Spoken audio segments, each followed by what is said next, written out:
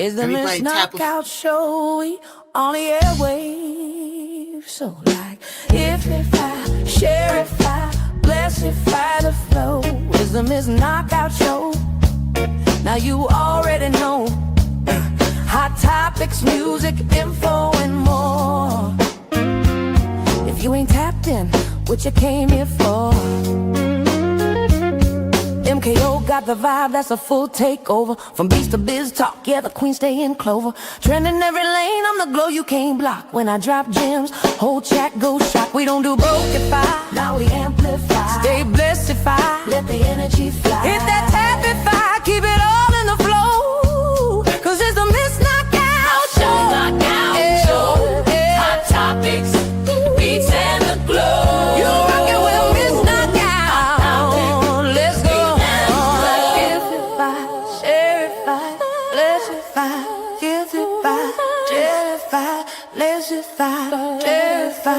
Let's fuck.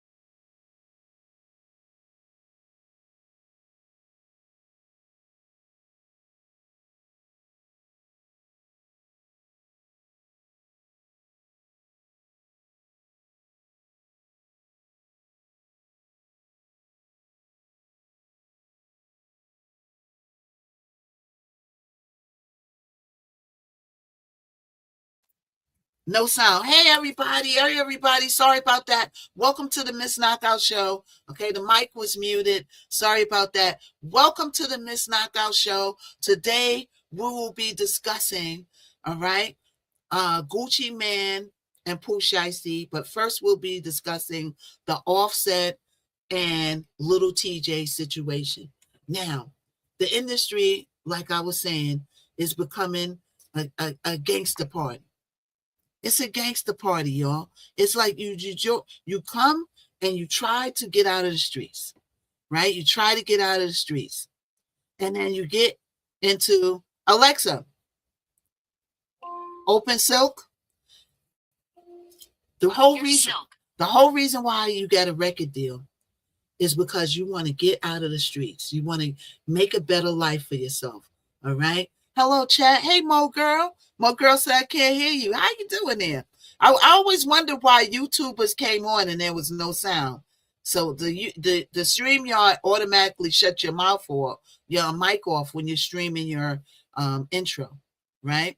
So, yeah, okay, you back. I can hear you. Yes. So today we're going to be discussing two cases. The first being Offset and Lil Tjay, right? But that's not dealing with a record contract.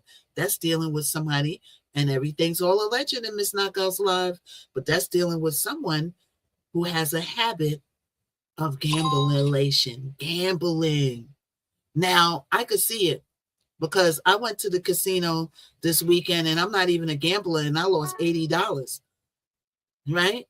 And so my people was like, that's nothing compared. People go to the casinos and they lose their whole rent. I'm mad about my $80. I want my $80 back. Look, Deshaun, put my Daybreak, put my Cash App up, please. Put my Cash App.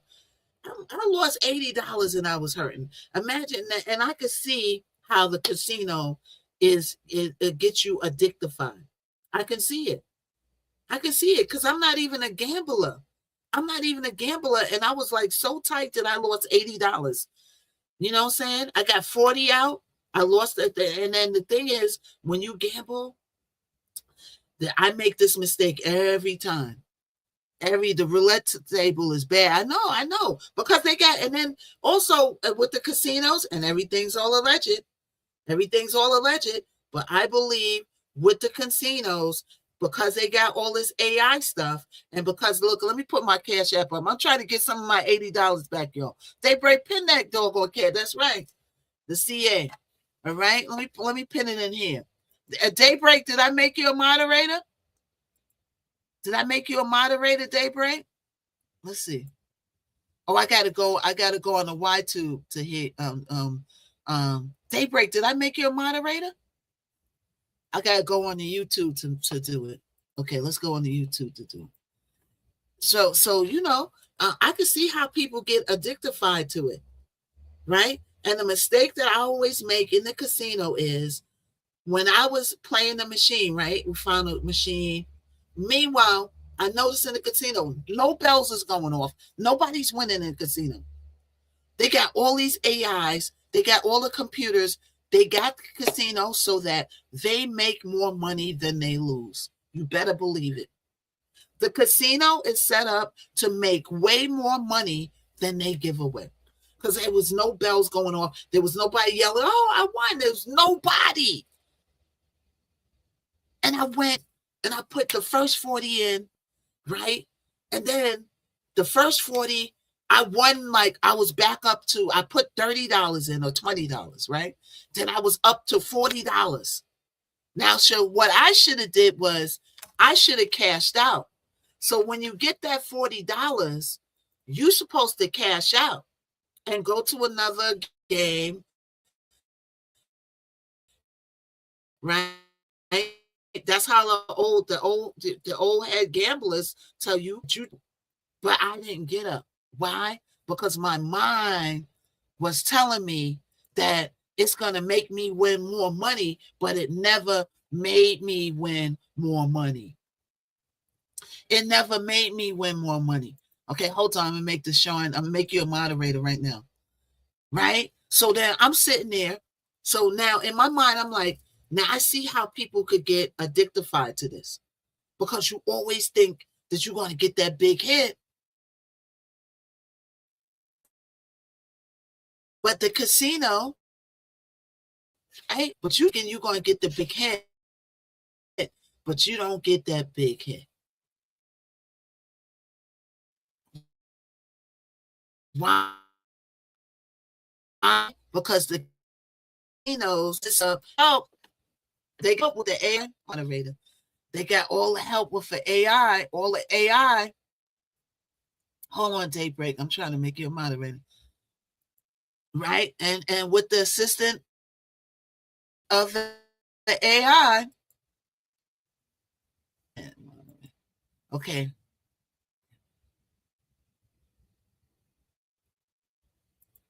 Okay. So you're a moderator, Daybreak. Okay. Any of my big supporters or big gifters or anything, if you want to become a moderator over to the Y to the Tubesy, come on over there right now and I'll make you a moderator. Right. So I should have got up when I was up 40, but I didn't get up. Because in my mind, I'm thinking I'm going to win more. You always think you're going to win the money back. You're going to get this big. You see people hit for $1 million. You think that's going to be you. But it's not you. So what happened? I put 40 more in and it sucked all my money back. So what I should have did, which you never do, but what you should do is when you hit that 40 and you're up 40, I should have got up, collected my money and either quit or went to another machine because the machines only let you win but so much. So if you move to another machine, then that machine might make you win another 40. Then you take that ticket out and you keep moving to machines. How you doing there? What's up? I don't know your name. Oh, what's up, Porter? Orbit you. Right? So I can see how people are addictified to gamblation. So let's talk about Offset and TJ. All right. So TJ came on here. Okay, let's see if I can pull up what TJ said. Okay, let's pull up what TJ said real quick before we get into this. I want to pull up what TJ said about Offset a year ago. Okay, so this is a year ago. Let's see if I can pull it up. Another computer. I need another computer. Your computer's going to run me into the thousands of dollars. So, you got to be ready for that. But my computer's slow because I need a gaming computer. All right, can I moderate? Yeah, Bevy, come over there. I'll make you a moderator. Come over there. I'll make you a moderator. So let's pull up what Lil Tjay said about Offset. Okay, so I'm gonna pull it up on here so you can watch on the pull it up on the tube.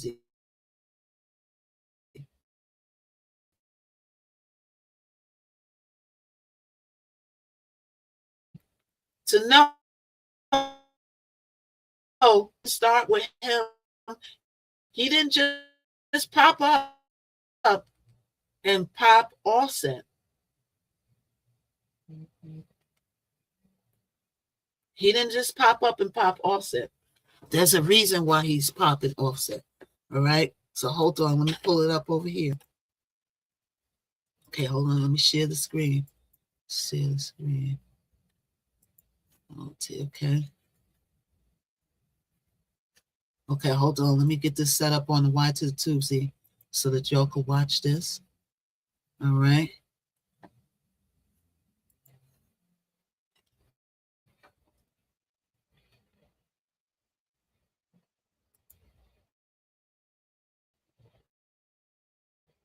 Why this Offset? Offset broke.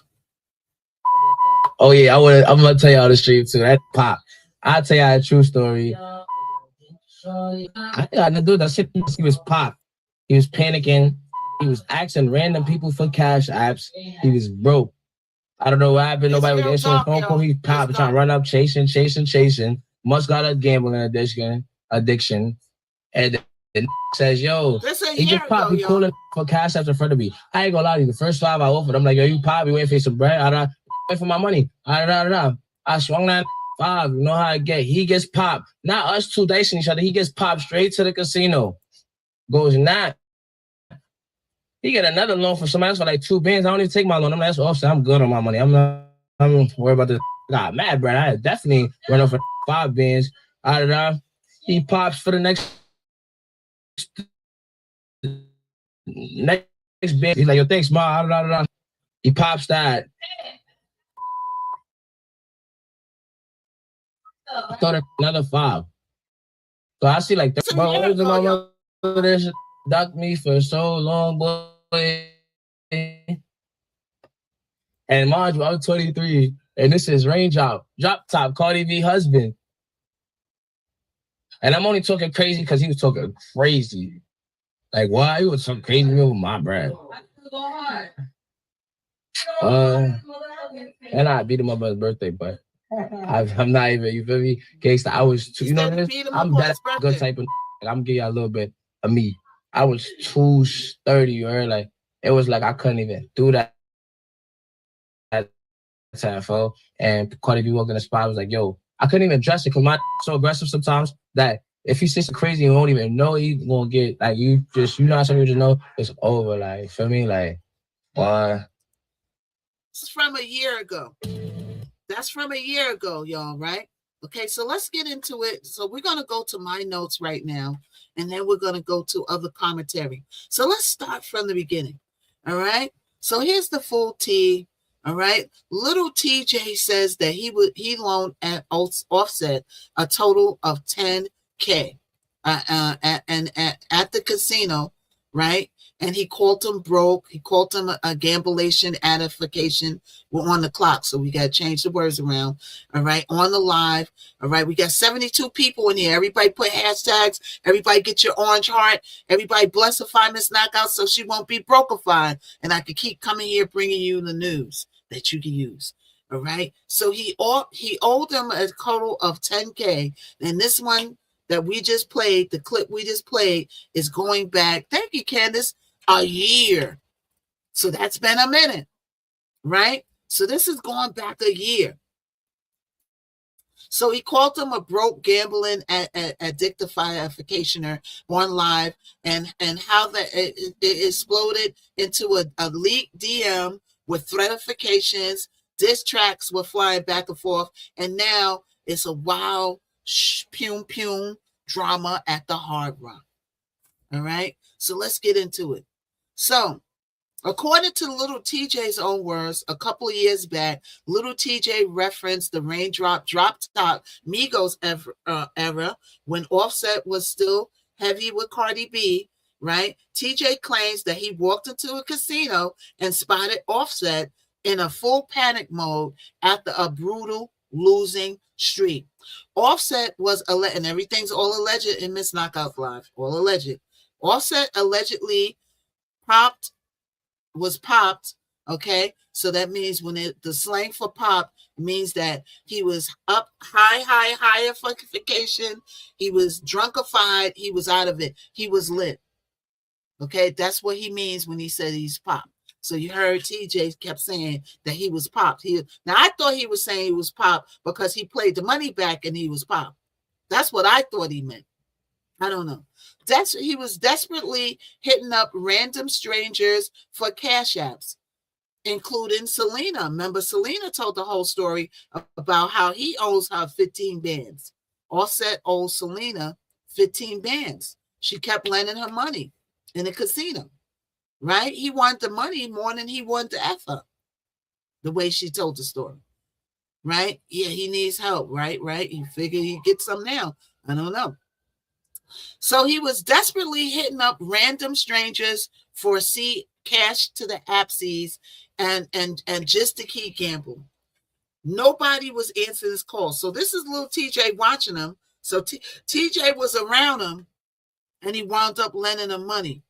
Okay, he was chasing losses like a man that was possessed, he said. TJ said he felt bad and he stepped in. And he first loaned Offset $5,000. Offset took it straight to the tables. And then he lost that and he kept borrowing. TJ watched him racked up around $13,000 in total loans from multiple people, including a random lady. TJ ended up spotting him another $5,000. So that brings his total up to $10K from TJ alone. So imagine what he got from the other. I wonder, did he borrow money from Cardi B? Cardi B looked like she ain't having it. You ain't taking my money, my hard-earned money, to the gambling table, and I know you ain't paying me back. I wonder how that worked out. Like, did his gambulation problem get worse after his divorce? Because Cardi B strikes me as a girl who's not having none of that, of my money going to the gambulation table, unless I go out there and gamble or we play for fun. This is cute. Oh, look, we lost a little $100 like that. But I don't see Cardi B lending him 15 and 20,000. TJ shouldn't have gave him a penny, right? But TJ's a YN. He thought he was just being nice. And then he said he looked so desperate, so he stepped in. Hey, Shima. That's like you see somebody like, oh, it's Offset. And then he's going around, he's begging people, and then he steps in. Hey, Shima. So he stepped in, he gave him 5, and he gave him 10. Right now, I bet you, right? Hey, Shima, thank you. That TJ is saying that he'll never do that again. I thought Offset had money too, but I knew it when Selena told him, we're gonna run that back. Selena told the whole story about how he borrowed money from her and kept on borrowing money. So Offset was good when he was with Cardi B. Cardi B was making all the money. Cardi B saves her money. Cardi B is not a crazy spender and crazy with her money. Cardi B is one person, from what I see, that knows how to do her money right. Beyonce too. Beyonce says she don't hardly buy nothing. Beyonce says she don't buy it and do all this big spending. Why is Offset by random money when you were like over 40 million? I don't understand. I don't understand it. It's the same reason why Mike Tyson had all these millions and then he went broke. All these boxers go broke. They're saying Mayweather is broke now. I don't know how true it is, allegedly. You can have money. Look at the Powerball winners. That she was taking care of them, right? Look at the Powerball winners. They have a whole documentary about how the Powerball winners and the Lotto winners win 200 million, 100 million. I'm figuring in my head, if I got 100 million, I ain't going broke. That's just in my head, though. But I've had money before and watched the money go too. Not millions, but it was a nice amount. So money can go if you don't know how to flip it. But it boggles me now. Now, if you add a gamblation problem to it, yes, the money could go. I lost $80 in a matter of 10 minutes. Not even, maybe 15. It's giving a lot. $80. So I could see you losing a lot of money gambling. Losing a lot of money. Right? So TJ ended up spotting him another $5,000 to total $10,000 from TJ alone. But Offset allegedly never paid a dime back, and he ghosted him for years, and he kept ducking repayment, right? So January 8th, 2025, the Twitch, I didn't even know TJ had a Twitch. I got to go to, so now I got to go to TJ's Twitch stream. Okay, we're going to dig up his Twitch stream. The moment that launched the whole beef. Okay, so he said, and I quote, this is what TJ is saying. Why this Offset? Because Offset is broke. And I'll tell you all a true story. I seen that ninja in the casino and he was popped. He was panicking. He was asking random people for cash apps. He was broke. I don't know what happened. Nobody was answering his phone calls. He was trying to run up, chasing, and he must have a gamblation addiction. This is TJ talking. This is January 8th, 2025, which is a year ago, over a year ago. I see like 13 bans in loans. I don't know who got paid back that day. This ninja ducked me for so long. Boy, mind you, I'm 23. And this is Raindrop Drop Top, Cardi B's husband. Like, what? He want to talk crazy to me over my bread.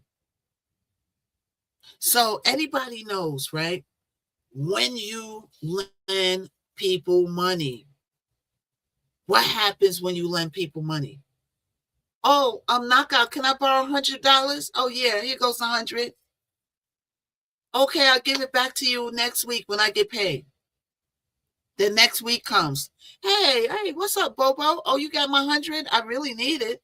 I can use my 100 back. Then, what you asked me for your 100? I'll give you 100 back when I get ready to give you 100 back. Don't come over here asking me for no money. I said I was going to give you your money back, right? This is how people act when you borrow money from them. Am I right or wrong? They always get belligerent. And they always get an attitude over money that you gave to them. That's why they say, when you lend people money, have no expectations on getting it back. Just kiss your money goodbye. Because how you going to get funky with me with money that I lent you? How does that work out? Right? A whole attitude and they owe you money. How you get funky with me over my money? Unless you get it in writing, right? But Valentino, sometimes you don't be thinking about that. Sometimes you don't think about getting in writing. Right? So he said, I'm 23, and mind you, this is Drop Top, Cardi B's husband. Like, what? He wanted to talk crazy to me about my bread. So this is the backstory leading up to what we're seeing now. Okay, so TJ straight up warned the chat, don't loan Offset no money because he allegedly has a gambling problem and who will blow it up and then vanish. And he emphasized he was only speaking because Offset had started talking crazy in DMs about the unpaid debt. So TJ, right, is saying, yo, you got my money? You got my money, son? And then All-Star said, I like money. I ain't giving you money. What? Getting crazy. Like, that's how the pattern goes when you lend people money. They get crazy over their own bread. What's up, buddy? Right? They get crazy over their own bread. Everybody go over to the Y to the TZ. Like, hit the thumbs up. The more you hit the thumbs up, the more they push the video out. Right? So after TJ aired this on stream, old screenshots of their private messages leaked everywhere. And TJ was fed up. And then he typed, Not going to lie. I'm going to smack the whole shiznick out of you. Right? That's what he typed. Right? And the messages was leaked. And Offset clapped back hard, right? And Offset said back to him, LOL, huh? You joking, right? Just seeing this pop up, and you gotta, well, hold on. They're asking me to verify myself. Hold on. So Offset said, LOL. Now, this is the messages that leaked, y'all. Stay with the class. Offset said, LOL, you joking, right? Just seeing this pop up, and you got to be wrong, NA. You texting, boy, I'll smokify you. And then he said, you barely lived already. Who the F you think you talking to, NA? I'm in New York right now. Come smack me, little boy. So this is how he's talking over money that he owes somebody. Thank you, Chiquita. And this is what always happens when you lend people bread. They talk crazy to you about your own money. That's why you got to be very careful on who you loan money to. And maybe you shouldn't be expecting it back. Maybe you shouldn't be expecting it back. Am I right or wrong, y'all? Who's ever loaned a person money and got talked crazy to? Right? So he said, I'm in New York right now. Come smack me, little boy. And then that went viral instantly. And the fans were screen recording, okay, sending memes back and forth, picking sides. And then Offset later challenged TJ to a live stream fight. So I guess they was going to live stream it and physically fight. You know, little TJ's a kid. He's like, I'm 23. You a grown man. You drop top guy. Right? So TJ kept doubling down on the broke gamblation angle, pure messiness. Right? So the original Twitch stream from January 8th, 2025 isn't archived in full publicity and publicly. So nobody can find that original stream in which he talks about this in great length. We just got clips of it, like the clip I just played, right? Twitch's lives aren't often saved forever. It's just like the TikTok lives. It stays in your archive for 30 days, right? So usually if they screenshotted it or they downloaded it or something, that somebody would have it. So that's why people don't have, it's not too much of little TJ's clips on which he was talking about this back and forth a year ago, because Twitch doesn't save the streams like that. Right? But clean clips of TJ saying the exact words above went mega viral and still everywhere on Y to the TC. Right? Oh, let me see if this is the full clip. Well, we'll get back to that. We'll come to that to the end. All right. So now, let's come up to April 7th in 2026. So I just want y'all to know the backstory on little TJ just didn't jump up and just boom, get into an altercation with Offset out of nowhere. No, there's a history to this. It's the old tale of somebody borrows money from you, and then they talk crazy about your own money being paid back, right? And we're going to also pull up Selena, talk about how she kept lending him money. I don't understand why she kept giving him money. I mean, maybe she has a liking to him. I don't know. But I'm not giving you, I don't care how much money I got in my pocket. I'm not giving you money over and over again. I'm not giving you money over and over again. And you're not paying me back. What's up, Anthony? Okay, you gave Selena money, and then you commenced to not paying her back, and then she gave you more money. So these people at this point are infatuated by being around Raindrop, Drop Top, and Cardi B's husband. They infatuated by that, right? This girl was sleepifying with him, allegedly. Right, so let's move up to April 7th, 2026. Right?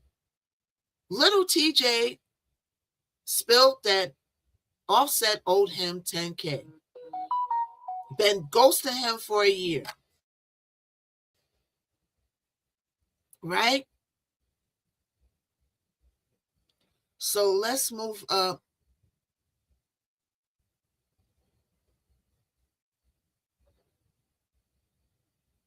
Hold on. Let's move up to the shootifying. And okay, hold on. Let me pull my notes up.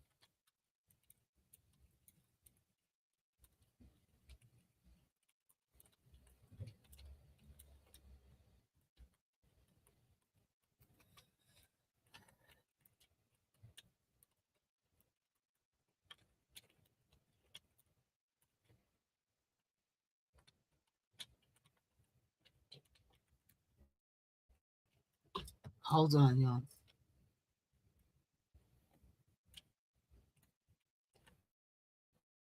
Okay, so let's get the details from the casino. So he's in Florida. He's in the casino.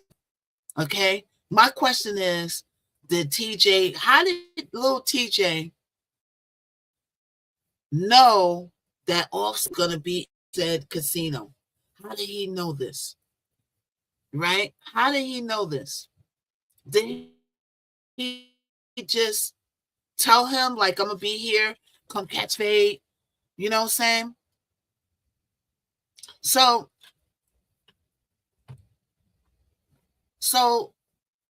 Offset was pumed in Seminole Hard Rock Hotel Cafe and Casino in Hollywood, Florida. Like, I didn't even know they had casinos in Hollywood, Florida. I didn't even know they're getting casinos everywhere now. Last night, April 6th, around 7 p.m. in the Valet area, the former Migos rapper Offset, whose real name is Kyrie Kendrell Cephas. Boy, these names are something else. These mamas, boy, they was naming them chillins. Right, was shot at Pyongyang and rushed to the Memorial Regional Hospital, which he is in stable and in non-life-threatening condition. Reportedly, he was hit in the leg and being closely monitored. He's in the hospital right now. His rep confirmed to TMZ and multiple outlets, we can confirm that Offset was Pyongyang and is currently in the hospital receiving medical care. He's in stable but being closely monitored, right? The police say that they responded immediately, contained the situation fast, and detained 2 individuals. Who were the 2 individuals involved? Lil Tjay and Offset. So you're both Pyongyang now. Now they're saying that Lil Tjay got Pyongyang too. Were they Pyongyang each other? I don't know. We're going to find out, right? But they both got detained in their own situation. So that means that, and the story is going to come out. I'll probably give you the story before this is over, knowing me, right? But it sounds like, allegedly, Offset retaliated from Tjay Pyongyang him. He Pyongyang Lil Tjay. This isn't just a random shooting.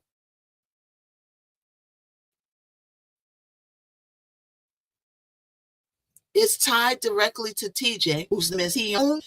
Look at these names, yo. These names are something else. His name is Tion. That's why they call him Lil Tjay. Tion Jaden Merritt. Tjay. And their messy year-long beef over a $10,000 gambling bet. But not a bet that he bet to Tjay. Is Tjay loaning him the money and then him going out into the casino and losing the money and ghosting him and never paying it back. Right? So how did he catch up to, how did he know that Offset was going to be in the casino? I don't know. Because that's the thing I want to know. All right? So he finally caught him out there. Right? So let's see.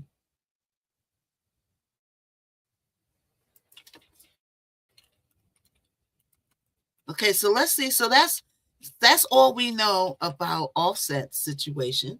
They're still in the hospital. He's in stable condition. Both of them are detained. All right. Florida does have a stand your ground, right? But the question is, who is protecting who from who? Who is protecting themselves from the other person? That's going to be the question, right?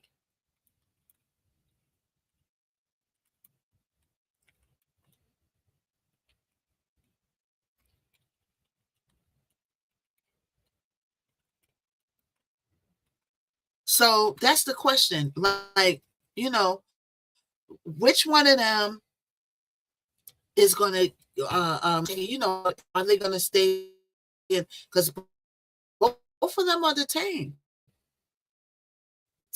Messy. Right? So status is, like I said, he's being closely monitored. He's he's in Memorial Regional Hospital in Hollywood, Florida. Wow, everybody knows where he's at, right? And he's in stable condition, being closely monitored. All right. And viral clips have been posted of him on the ground. Okay, I know y'all seen this. He's on the ground. TJ was still lunging at him. TJ's mad about that money because they still show him lunging at him. Did y'all see those videos? He was still launching at him. Right? So little TJ was arrested on Monday night in direct connection with the incident. The charges are disorderly conduct with a first-degree misdemeanor under Florida state law, basically fighting and causing a public disturbance, operating a vehicle without a valid license. He was booked, and so here's the thing, y'all. I'm reading these charges. How come he was in charge with the Pum Pum? I don't see any Pum Pum charges. Let me finish reading. He was booked into Broward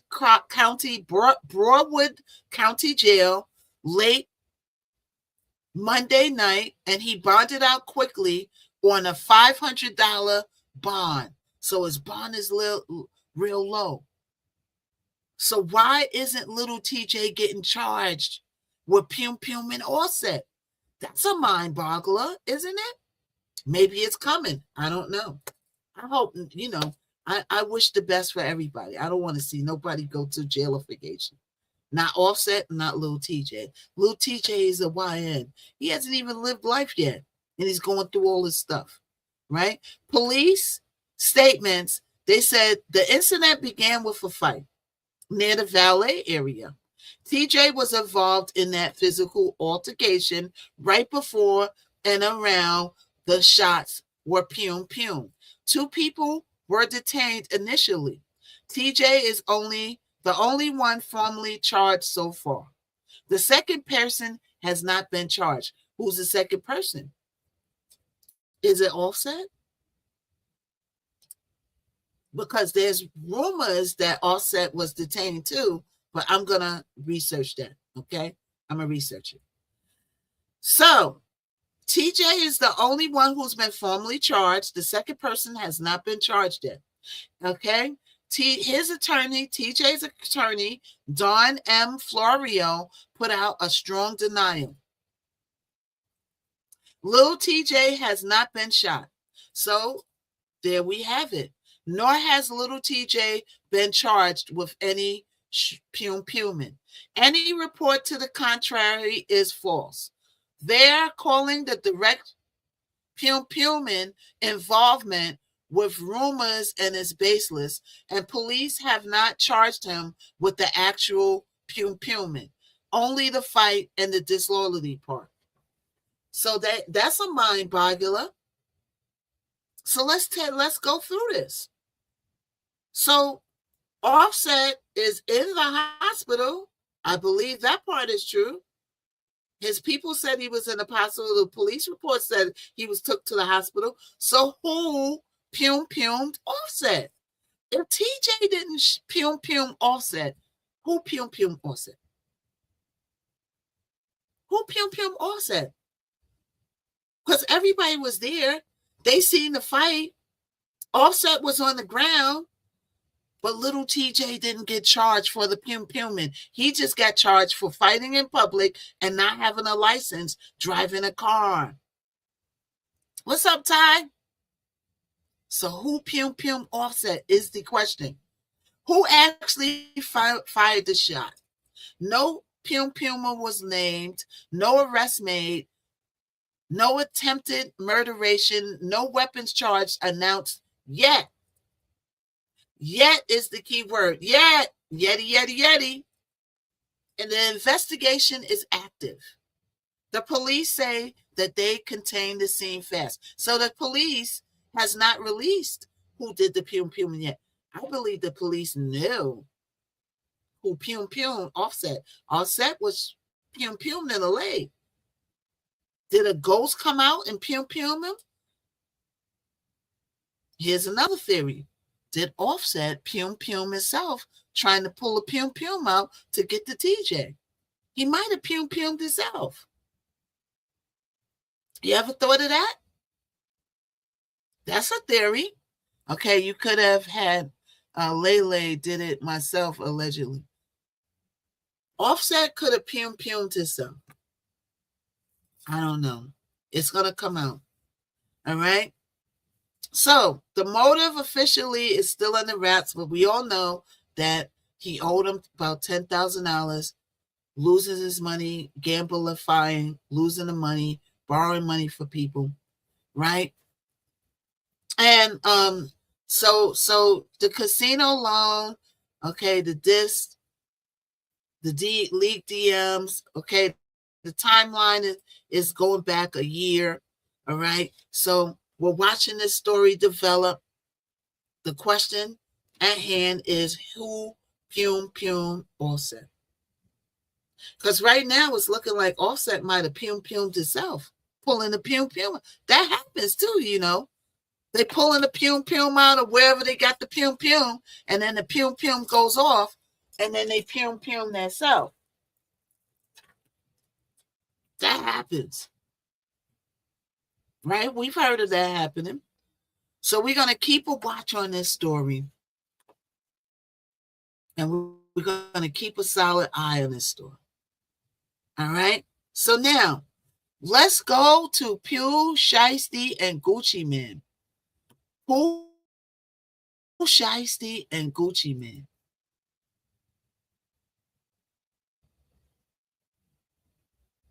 Okay, hold on, y'all. Let's go to Pooh Shiesty and Gucci Mane's. Hold up. Let's go back to Pooh Shiesty. Let's see. All right, so let's go back to Pooh Shiesty. Let's start Pooh Shiesty and Gucci Mane's. Another problem in the industry. All right. So now, this incident happened back in January. I know a lot of y'all are thinking this happened last week. This just happened. This just didn't happen. I didn't even know that Pooh Shiesty was back in jailification. I thought Pooh Shiesty was out living his best life, right? But lo and behold, Pooh Shiesty is back in jailification for violating his parole. Now, he's not charged with this other stuff yet because they didn't go to court yet. Pooh Shiesty is mainly in jailification. Why? Because he violated his parole. He committed, and all this went on, allegedly. Everything in Miss Knockout's live is all alleged. This allegedly went down while he had an ankle bracelet around his ankle still, and he still was on paper. The hard work has here. They got cameras everywhere. We're going to get this full story, Alex. We're going to get the full story. But I just find out it's mind-boggling when Lil Tjay didn't get charged with the pum-pumming.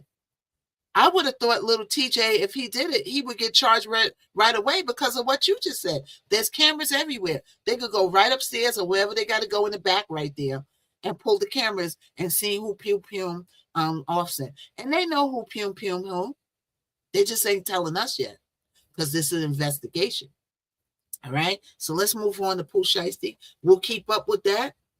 We will keep up with that Offset pum-pumming, and we'll come back with updates. I'll put some updates on my channel on the Y to the Tubesy every time we get an update. I'll come back with it, okay? My new time for Y to the Tuesday is 2 o'clock. And it's good so far because we got a couple of people watching, all right? So now let's move on to Pooh Shiesty. Pooh Shiesty, all right? So now we're gonna play this first. I went into this last when I was on the tick to the clock, but we're gonna play this first because I want y'all. Everybody thinks that these YNs just are crash outs, right? Yes, they're YNs, but they're crashing for a reason. And the reason lies in what these people are putting in those contracts. The industry is real greedy. Forget a 360 deal, right? Like Daybreak said, the man said they got the RIP deals now. The labels are taking 80% on the dollar and giving you 20%. Imagine you were a music artist and you recording music, you out there sweating and going to the shows and doing all this and recording and thinking up lyrics and this and that. And the label comes and takes 80% and gives you 20%. But they don't give you the 20% right off the bat. Oh, no. You got to pay back all the money that they spent out front. And sometimes the label, allegedly, and not every label, but sometimes the labels cook the books. And they say, oh, remember that jacket I gave you? That jacket was $2,000 that you wore in that photo shoot and you kept. It was $2,000. Meanwhile, the jacket cost $200. But the label will say the jacket cost $2,000. Oh, the girl did your hair. That cost $1,000. Oh, we put you in a 5-star stuff. And the list and the tab is like this, right? And the artist can never recoup back. They can never recoup to see a profit. Is that what happened to TLC? Yes, that's the same thing that happened to TLC. That's right, Lizzie. TLC came on and told the story on how they're broke. Looking beautiful, looking like they got everything, and broke like no joke. These artists is broke, y'all. Not all of them. Not all of them. Some of them get money from doing shows and selling other things. Why you think Finesse 2 Times was on here crying like a baby? I think I showed that a while back on my TikTok. Crying like a baby. Because he can't get out of his, what's up, project? What's up? Hello, moms. Why you calling me moms? I'm not your mammy. Right? Finesse 2 Times was on live crying like a baby because they wouldn't let him out his contract. The mob ties. It was, what's the other people's name? Jay Prince Jr. and Jay Prince Sr. and Jr. They got a label. They had, they had all the big groups back in the days. Now the son is running his own stuff. The son signed Finesse 2 Times out of jail. And I watched Finesse 2 Times cry crocodile tears. And I'm like, what is in that contract? I'm going to tell you what's in that contract. Greed. We keep 80% and we're giving you 20. And you're not going to even get that 20 yet until you pay me back everything I owed you. Now you would think, am I paying you back what I owed you through the 80%? No. That's their cut that you agreed to because you're so infatuated to be on a big label like Atlantic or RCA. I want to sign with this artist, that artist. And you're in awe about that. So you don't think of the business sense. And a lot of times, like I said, the label goes, oh, well, you don't want me to take your publishing? All right, the deal's off the table. Next, they got a line out the door who wants to sign to a label. You know how many artists are still looking to get signed to a label?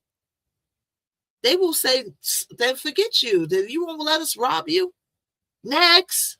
That's how they do. Then you're like, okay, because you still want the deal.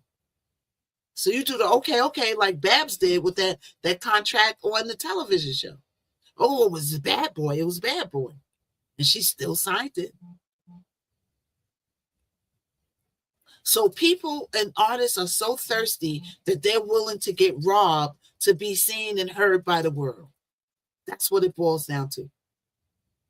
And actors are just as thirsty. It's just that the acting world ain't set up for them to rob you like that. That's why when people be on set talking about, oh, I got to get my lawyer to look at the contract. Girl, they're going to kick you off the set and get somebody else to do it. It almost happened to me. The actor wouldn't sign the contract in the trailer, and the director sent them to come talk to me because I looked like the Jamaican lady that they wanted to do the part. And they said, do you have acting experience? Can you say? I said, heck yeah. And I waited back. And then the person gave in and signed the contract. They was going to put her off a set and send her home and put me in a spot. And I would have made about $5,000 for the day. So she didn't know any better because the acting world is not set up like the music world. The acting world has a signed contract. You either sign it or you get kicked off the set. It's not no robbation stuff. The music world is they robbing you. It's a robbation situation. 80% and 20% is crazy. The label taking 80% and you getting 20% is crazy. But the artist is so desperate to be seen and heard. This is what they're dealing with. And now you know. So let's go to this verse. And then we're going to read through, right? Because I want you all to see why. I want you to see why Pooh Shiesty crashed out. And just know that he's not crashing out for no reason. There's a reason why he's crashing out. Now, should he have did what he did? No, he shouldn't have did what he did. Of course he shouldn't have. He should have held his head, got a good lawyer, but then and still, you might not still get out of the contract. Battery 90%. Connected to anybody who wants to get out of the contract, that I would tell them to do. Zero's like, no, you're still doing good. I would tell them to do what. If you need full dentures but can't be endless expense dentist visits, you need to see this. I used to every time I laugh. So now let's look 3 at full years of streaming revenue, sync licensing, playlist royalty. Hold on, let's go to the beginning. Let's go to the beginning, and then we're going to go over here. Hold on, let's go to the beginning. Then I want to set it up on Y to the TZ so y'all can see this too. Okay, so let's set it up on Y to the TZ. Hold on, y'all, so we can run it simultaneously. And I want you to see why Homeboy is crashing out.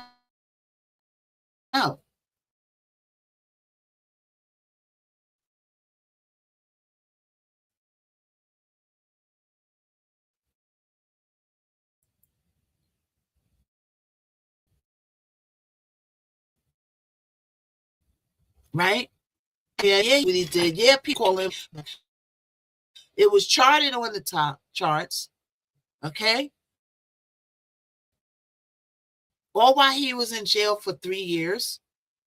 Right? So let's see how he got the money took. Let's listen. $25 million. That is how much Gucci Mane allegedly collected off one artist, while that artist was sitting in a federal prison cell, not seeing a single dollar. And when Pooh Shiesty's mother reached out for help, needing anything, even just support, Gucci Mane ignored her like she was nobody. But here's where it gets real dark. When Pooh finally came home after 3 years behind bars, ready to reclaim his career and collect what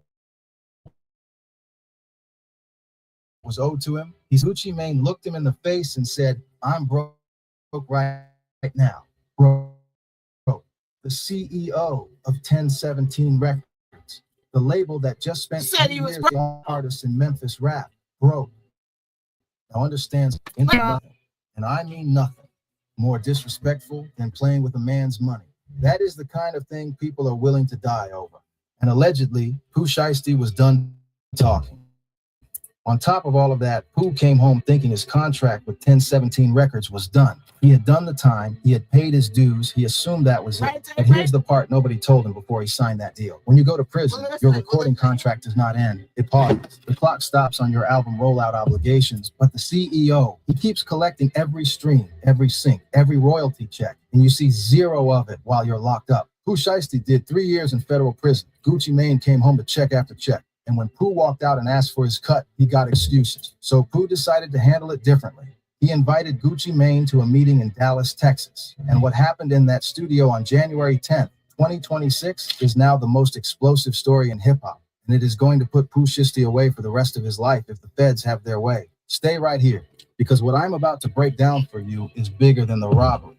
This is about how the music industry turns artists into products, how a contract can legally rob you blind, and how Pooh Shiesty's story went from Memphis underdog to federal fugitive in the span of 5 years. Do not go anywhere. Pooh Shiesty was one of the most promising young rappers to come out of Memphis in a decade. In a city that gave hip-hop 3-6 Mafia, Yo Gotti, and Moneybagg Yo. That is not a small statement. He had the flow, the energy, the street credibility, and the commercial appeal. When Gucci Mane came knocking, it felt like a blessing, a legend reaching down to pull up the next generation. But the relationship between Pooh Shiesty and Gucci Mane did not stay a blessing for long. What people see on the surface, the collab records, the matching chain photos, the Instagram posts, none of that tells you what was really going on behind closed doors. The contracts, the money, the silence. To understand how things got to the point where Pooh Shiesty allegedly put an AK-style pistol in Gucci Mane's face and forced him to sign a release at gunpoint, we got to go all the way back to where this relationship started. Because this story does not begin in a Dallas studio in 2026. It begins in Memphis in 2019. Let's rewind. So I want y'all to listen to this closely, because you're going to see for people who are saying, oh, he's just a crash out, this and that. There's a reason why he crashed out. Not saying that he should have done it, but there is a reason why he crashed out like that. And we're going to know part of this reason right now. All right. Now, I study the music business. I got almost what? I'm an avid, but a lot of artists do not entertain the business side. They entertain the all that glitters is gold side, and thirstiness, and wanting to be seen, and wanting to be famous. So let's listen to this. So y'all going to get a better understanding on why Pooh Shiesty crashed out. Let's listen. 2019, Lontrell Williams Jr., known on the streets and in the booth, major label deal, no industry connections, and everything to prove. His father, Lontrell Williams Sr., known in Memphis as Mob Boss, had founded his own local label called Mob Ties Records. So Pooh was raised around music. The studio was not foreign to him. The grind was in his blood. He dropped his debut single Hell Night in 2019, linking up with his day one running partner Big 30. Then came Shiesty Summer, then Choppa Talk, then Day One. He was grinding hard, building a regional following the old-fashioned way through consistency and raw talent. People started paying attention. By early 2020, Pooh Shiesty had caught the attention of none other than Gucci Mane, the Atlanta trap legend, the founder of 1017 Records, and one of the most successful independent label bosses in hip-hop history. Now, Gucci Mane did not just offer a handshake, he extended a full joint venture deal. Pooh would sign to 1017 Records, which was distributed through Atlantic Records. That means Atlantic's infrastructure, Atlantic's marketing budget, Atlantic's global reach. For a kid from Memphis who had been going independent, this was the dream. Pooh said it himself in an interview. It just made perfect sense. And so I said to myself that it would have made more sense for him to sign with Yo Gotti. I've never heard Yo Gotti's artists complaining. I never heard Glorilla saying, I'm broke, I don't play no. It looks and seems like he takes care of his artists. You know what I'm saying? He said that WAP was the only one coming. Gucci Mane Yo Gotti wasn't coming. And maybe Yo Gotti didn't really. So he said Gucci Mane was the one who was coming at him. So that's the one he signed with. Let's listen.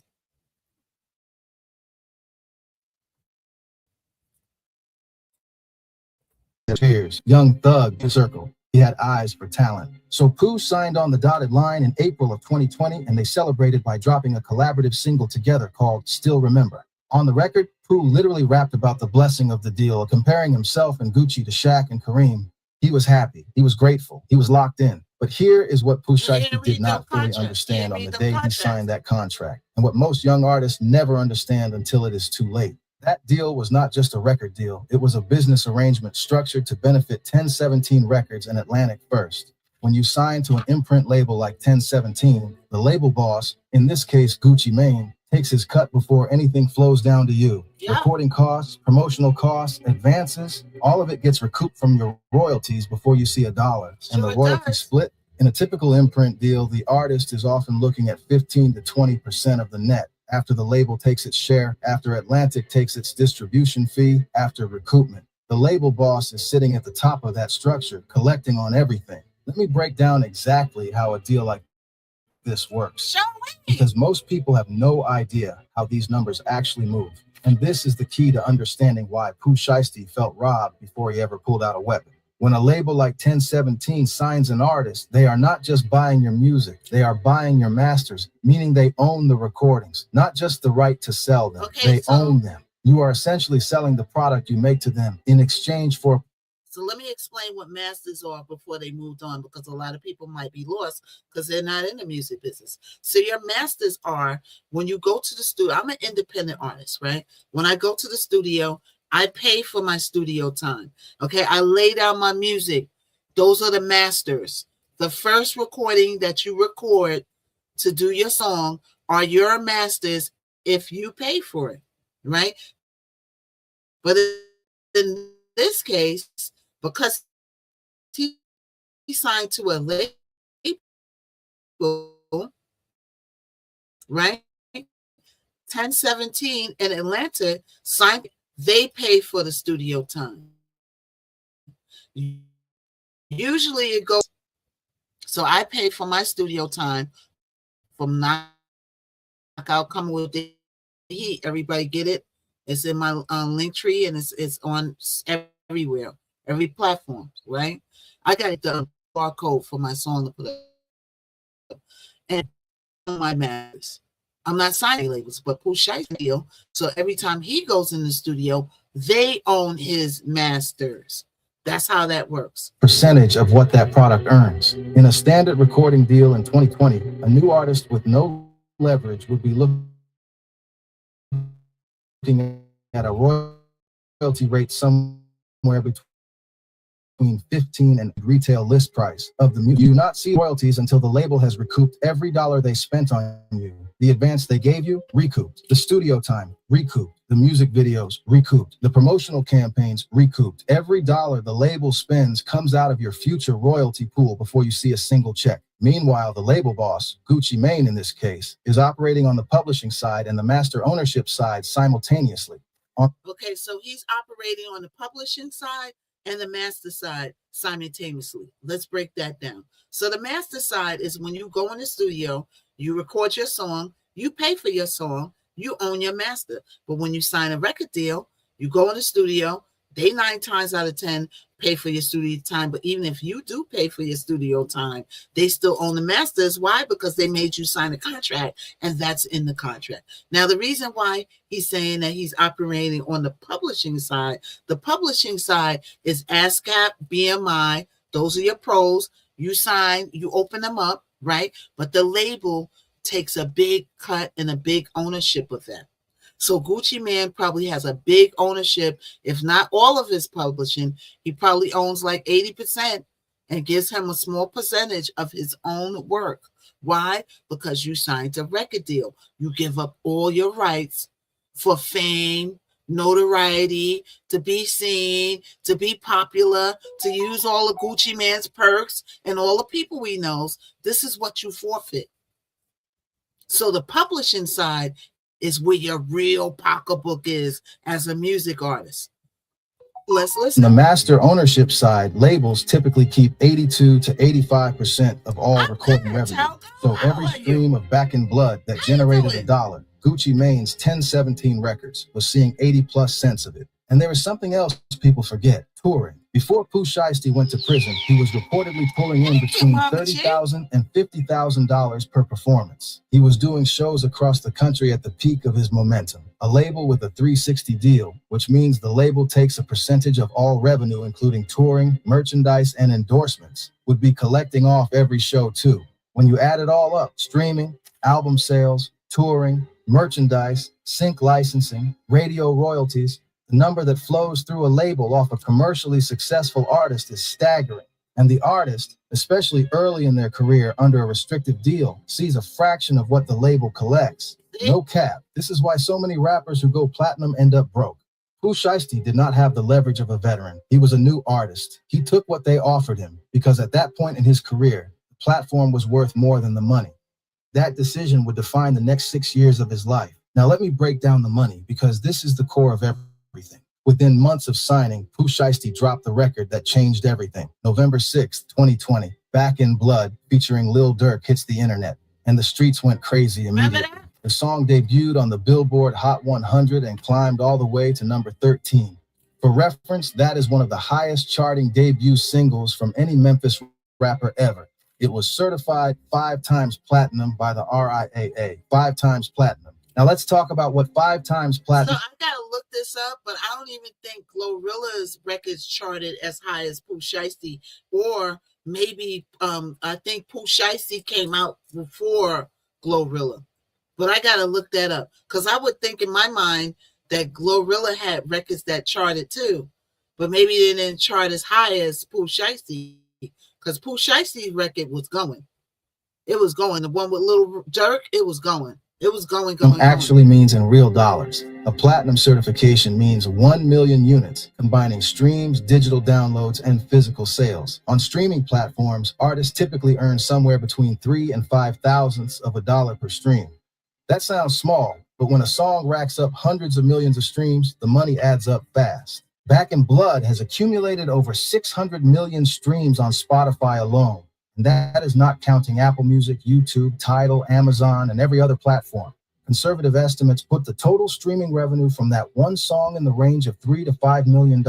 And that revenue. So $3 to $5 million he got from streaming alone. So they're saying allegedly Gucci Mane collected at least $25 million from him while he was in jail for the 3 years. What do you think he gave him when he came out? I didn't hear he gave him nothing. Right?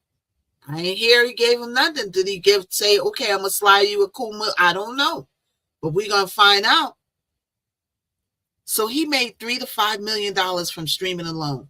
All right? So when you're signed to a label, if you got 1 million streams on, say, a Spotify or whatever, you're lucky if you get $1,000.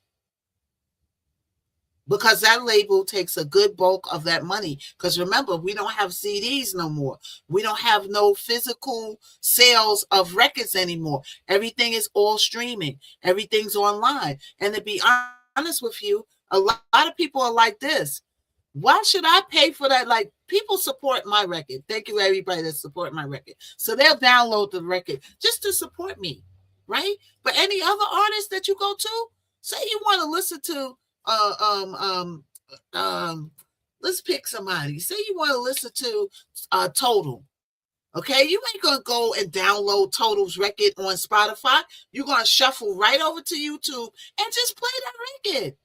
YouTube is like the radio right now, but it's the radio that you control. You can find any record on YouTube that you want. Am I right or wrong? So people ain't gotta buy records no more, and that's what's hurting the artists. That's what's hurting the labels, and that's what's making the labels more greedy. Because they don't have that CD money. They don't have that vinyl money back in the days. Back in the days, they sold vinyl in the physical form. They sold CDs in the physical form. Now, everything is digital. And this was what's making the labels more and more greedy, because the streaming service is making more money than them. How are we going to hit a record if they don't put it out on Spotify? If they don't put it out on Apple, they don't put it out on Spotify. How will we then hear the record? They're not going to just put it on YouTube. YouTube, you listen to it for free. They put it out through these streaming, and that's how you release a record now. Any independent artist that has no experience, you could go to DistroKid and you could get your song that you created in the studio yourself and release it through DistroKid, and it'll go on all the platforms. The same thing that the labels are doing. What's different is the labels have perks. The label has connections. The labels could get you in awards. The labels could get you collaboration with mostly anybody you want, as long as they want to collaborate. Perks, the perks. Okay, let's continue to listen. Does not stop. It keeps flowing And every single sits at the top of the chain. Gucci Mane's 1017 record. But Back in Blood was just the beginning. And 17 features from Lil Durk, Gucci Mane, number 4 on the Billboard 100 with 62,000 album equivalent units. Additional records like Twerksome, Guard Up, and SUVs all added platinum and gold certifications. Multiple revenue streams flowing simultaneously, streaming royalties, YouTube ad revenue, radio play, sync licensing deals, playlist placements. His name was everywhere. At the peak of his momentum, Pooh Shiesty's annual income from music was estimated at over $1 million a year. It's cut before any of that pockets. According to people familiar with how 1017's work, imprint structured the way Pooh's was, would likely give Gucci Mane's label a 50 to 70% take of the master recording revenue before Pooh sees anything. And that is before Atlantic gets their distribution percentage. When you calculate the full picture of what 1017 was generating off Pooh Shiesty between 2020 and 2022, the streams, the tours, the merch, the features, the sync placements, we are talking about serious money flowing through that label. People close to the situation now, he said sync placements. So sync placements are when they play your record in a commercial, at a basketball game, in a restaurant, for the movies, for reality shows. Sync placements, license placement. A lot of artists that's independent don't really focus on that. So my record, Knock 'Em Out, is on Baddies. That's a sync placement. You also get money from that. So Gucci Mane was collecting bread. That number exceeded $25 million in total revenue off Pooh's catalog and likeness. $25 million.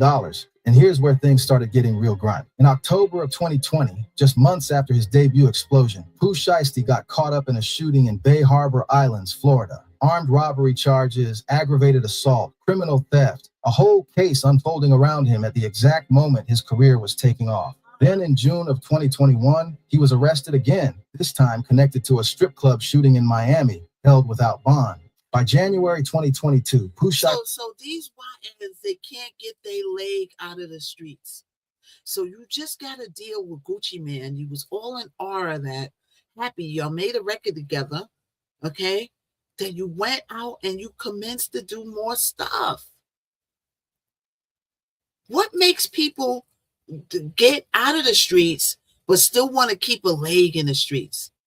I feel like, and it's sad to say this, but I feel like Nipsey Hussle will be still here, right? If he would have got out of his hood, because they're saying, and everybody I know that becomes rich and stays in their hood, it goes bad for them. It's either jealousy, it's this, it's that, it's something. I feel like Nipsey Hussle would be still here if he would have moved to the hills or somewhere away from his area, right? And opened his business in another area. But he got a good heart. He wanted to open his business up where he grew up at, and it didn't pan out for him. And it's sad that a lot of times it don't pan out when you don't move out from where you grew up in the hood. You don't move away from that. So Pooh Shiesty had his foot, one leg still in the street. He did all his stuff and got arrested in the midst of his record blowing up. Imagine being in jail and He pleaded guilty to federal conspiracy charges. And in April of 2022, he was sentenced to 5 years and 3 months in federal prison. He was 22 years old. Now here is the part that grinds your soul when you think about it. The moment Pooh Shiesty walked into that federal facility, his clock as a working artist stopped. No tours, no appearance. But his catalog, that never stopped working. Back in Blood kept streaming. Shiesty Season kept selling. Radio kept spinning his records. Playlists kept featuring him. YouTube kept running ads on his videos. And all of that revenue, every dollar that came in off the music that Pooh Shiesty created. Who you think that went to, y'all? Who did that went to? What's up, Slaves back? It went to Gucci Mane and Atlantic Records. 3 years he spent in jail. His record was still going. That record went for years. Remember, they put the record on YouTube too, and then you get all the ad revenues goes to the artist. But if you're on the label, then it goes to the label, and they give you a cut of that. That's how it works. Kept flowing through 1017 Records, kept flowing to Gucci Mane for 3 years straight. Think about that for a second. 3 full years of streaming revenue, sync licensing, playlist royalties, YouTube monetization, all generating income off the name and voice of a man sitting in a federal cell with no access to any of it. The system kept spinning, the checks kept coming, and not a single dollar of that money allegedly made its way back to Pooh or his family while he was locked up. That is not a rumor. That is how the music business is structured. The masters keep generating money, whether the others collects every penny the artist is away. There is no pause button on royalties. There is no morality clause that says if the artist is incarcerated. According to people close to the situation, Gucci Mane ran that machine for 3 years off Pooh Shiesty's back. Where it stops. Wait, stop. Do you mean allegedly? Everything's all allegedly. He didn't even put money on his books. Ooh. Being just a business story and something else entirely. While Pooh Shiesty was sitting inside a federal correctional facility, his family on the outside was still living life.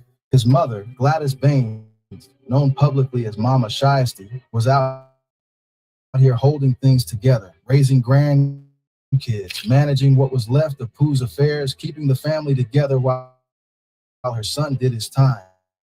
And according to people close to the Gladys Baines out for help. This is the era of the artist whose music was actively making Gucci Mane money in real time. While back worldwide, while Gucci was cashing royalty checks, Pooh's mother was reaching out for support, and allegedly Gucci Mane ignored her.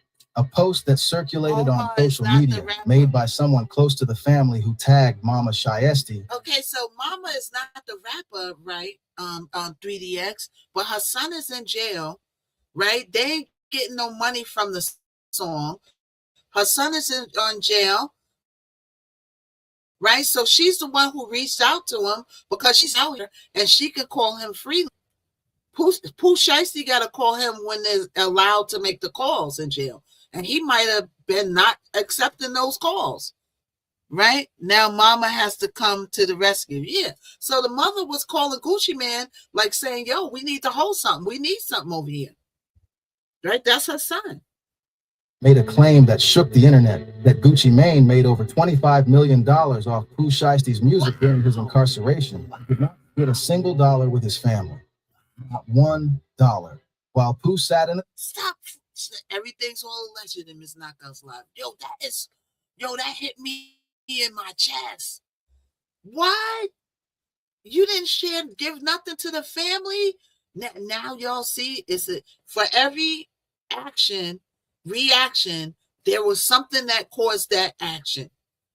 I want y'all to see what's causing this reaction. That the boy is like, okay, yeah, he's a crash out, like y'all are saying, whatever, but he's crashing out for a reason. He felt that it was worth it to crash out. Now, should he have robified them and all that extra stuff? But he was so desperate that he made this man sign his release at Pum Point. Let's listen. Cell, the money generated by his art, his voice, his creativity, allegedly went entirely into Gucci Mane's pocket. And when Pooh Shiesty was released from federal prison in October of 2025, having served 3 years after receiving credit for time served, he came home with one thing on his mind beyond music, the bag that was owed to him. Let's be clear about what he walked back into. His comeback single, FDO, First Day Out, dropped 2 months after his release and immediately shot to #1 on Billboard's Hot R&B and Hip Hop Songs chart and #1 on Hot Rap Songs. #1, the kid had not lost a step. The audience was still there. The money potential was undeniable, but he was still on a contract signed in 2020 before he had leverage, before he had a platinum album, before he had proven himself. He came home a confirmed hitmaker locked So in. he has leverage now, right? But he was locked up for so long that he couldn't use that leverage. Yeah, he probably used leverage more stuff, right? I see why. Yeah, you know what I'm saying? So now he couldn't even look. His leverage went on deaf ears. So now he came single on his comeback. And so streets are always in defeated. The streets won now. Look, I know. To a deal structured for a newcomer. Here is important context that makes this situation even more explosive. The music group had approached Pooh Shiesty to understand what CMG represented at that moment. Gotti had built one of the hottest rosters in the game, ESTG, Glorilla becoming one of the biggest. Came at him first, and it's the only side with him. Hot fish grease, and nobody's coming at him. So now he probably I want to be with Yo Gotti. I never heard Yo Gotti complain artists. He is taking from them. Now Yo Gotti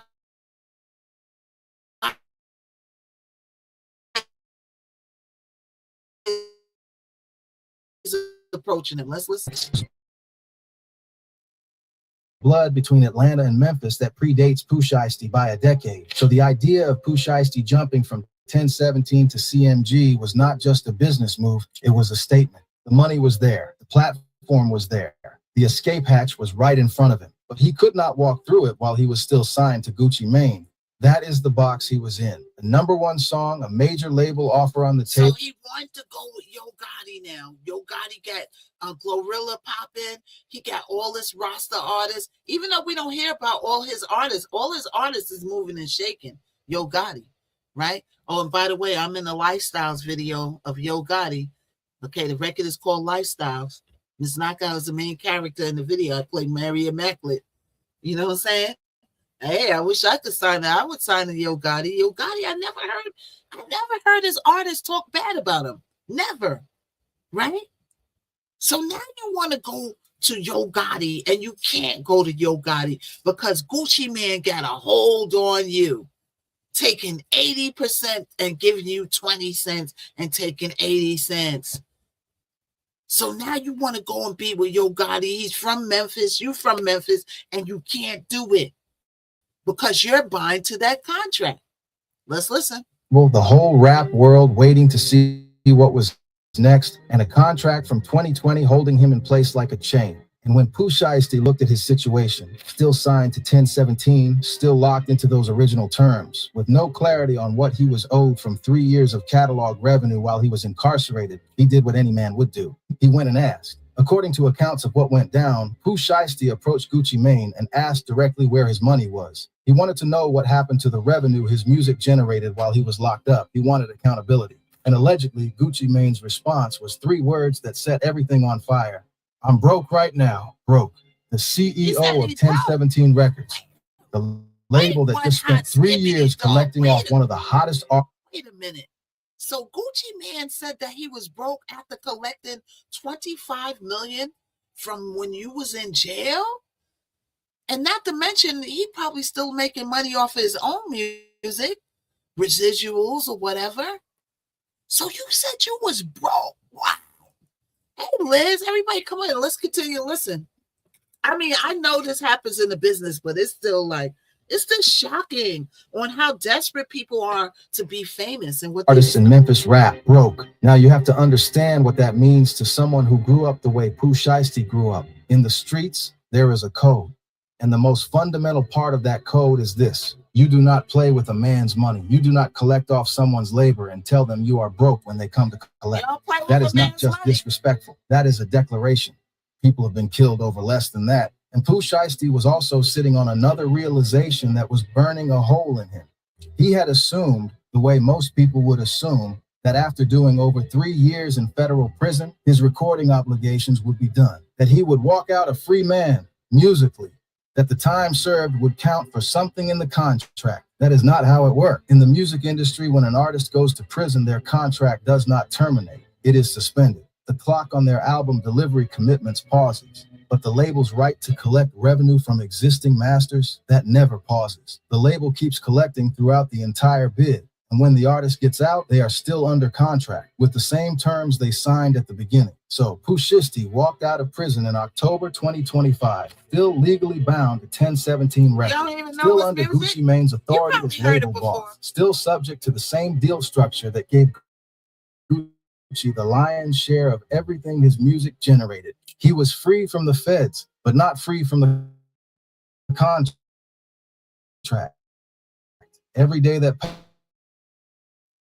passed was money he could not make legitimately. It was an oddity and he spent while his music kept generating revenue for someone else. That pressure built. And that is when he decided the conversation with Gucci Mane was over. January 10th, 2026, Dallas, Texas. Pooh Shiesty reached out to Gucci Mane and two other music industry professionals and told them to come to Dallas for a business meeting, a sit down, a conversation about the terms of his recording contract with 1017. What those three men did not know was that they were not walking into a business meeting, that they were walking into an ambush. According to the federal criminal affidavit filed by FBI Special Agent Brittany Garcia, Pooh Shiesty had spent time preparing for this moment. He traveled from member 20 Dodge Charger Hellcat registered in his name, plus two additional, three victims, Gucci Mane and two associates identified in the complaint as MM and BP, flew into Dallas believing they were there to talk business. They walked into a music studio inside an office building. The moment those studio doors closed behind them, everything changed. According to the complaint, Pooh Shiesty conspirators multiple individuals produced firearms. The door to the studio was immediately the exit to prevent anyone from leaving. Victims were trapped. Pooh Shiesty reached into his bag and pulled out a black AK-style pistol. He pointed it at Gucci Mane, the man who had signed him, who had given him his platform, who he had once compared to Shaq in his own lyrics, and demanded he sign paper he signed. According to the affidavit, Gucci Mane signed the contract release under gunpoint. Video business contract at gunpoint on. So Pooh Shiesty really wanted to get what Yo Gotti bad. Not only was he feeling like he was getting robbed, he wanted to go somewhere behind the trend. So now they be with the from guys over there. They getting paid. They living life. Glorilla going around. She dating ball players. She ain't complaining about no money. He want to get over there, but he can't. He did. Not saying it was right. Not saying it might be out. There's a reason